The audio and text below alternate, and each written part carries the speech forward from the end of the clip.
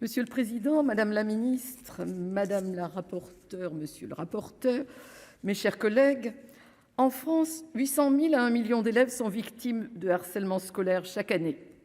Ce problème concerne tous les élèves, de près ou de loin. Créée à l'initiative du groupe Les Indépendants - République et Territoires, la mission d'information sénatoriale sur le harcèlement scolaire et le cyberharcèlement a contribué à identifier les raisons pour lesquelles les actions mises en œuvre depuis 10 ans en France n'ont pas encore permis d'éradiquer ce fléau. Je souhaite pourtant saluer le travail de notre collègue Erwan Balanant au moment de l'examen de sa proposition de loi. Après l'audition d'un grand nombre d'acteurs institutionnels et associatifs, la mission d'information du Sénat n'avait pas fait le choix de l'approche judiciaire que propose Erwan Balanant à travers la création d'un délit autonome de harcèlement scolaire. Nous considérons que les outils existants sont suffisants, mais méconnus et peu activés sur le terrain. La généralisation du programme phare en septembre 2021 devait permettre d'améliorer la formation et l'information des différents acteurs. En complément, nous avons proposé un certain nombre de dispositions visant à renforcer et à unifier la mobilisation de l'ensemble de la société autour de la lutte contre le harcèlement scolaire. Au premier rang de ces propositions figure l'identification de la lutte contre le harcèlement scolaire comme grande cause nationale afin de faciliter la prise de conscience générale.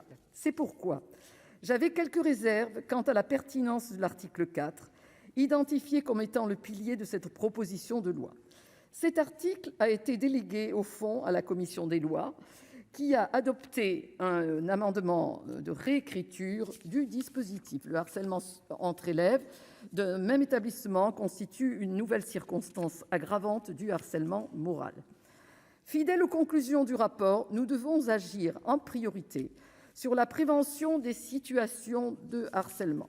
Pour cela, la formation du personnel des établissements scolaires, en incluant les personnels ne dépendant pas de l'éducation nationale, l'information des élèves et des enseignants et des parents, c'est très important, l'instauration d'un climat de confiance et d'écoute propice à la libération de la parole sont primordiales. La commission de la culture a repris, dans le cadre de l'article 1er, la proposition du rapport visant à délivrer une information annuelle aux élèves sur les risques de harcèlement et de cyberharcèlement. Le cyberharcèlement prend souvent naissance dans le harcèlement scolaire et vient l'amplifier, créant un continuum jusque dans la sphère privée. Je salue donc l'initiative de la commission de l'inclure de façon explicite dans les différents articles afin d'insister sur cette dimension dématérialisée qui prend de plus en plus d'ampleur dans notre société. L'article 3 instaure une formation initiale et continue à la lutte contre le harcèlement scolaire d'un grand nombre de professionnels particulièrement exposés. En revanche, la commission de la culture a supprimé 2 articles importants. Je le déplore. L'article 6 vise à créer un stage de sensibilisation aux risques liés au harcèlement scolaire destiné aux auteurs des faits avérés de harcèlement. Je suis favorable au rétablissement de cet article, qui est issu du rapport d'information sénatorial.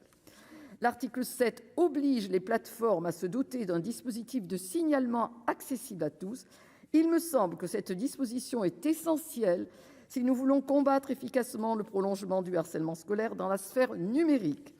Il appartient à l'ensemble des acteurs d'agir à leur niveau contre cette violence insupportable qui accable des centaines de milliers d'élèves. En dépit de ces réserves, je voterai au nom de mon groupe en faveur de cette proposition de loi parce que tous les outils doivent être actionnés afin d'éradiquer un fléau qui peut marquer toute une vie.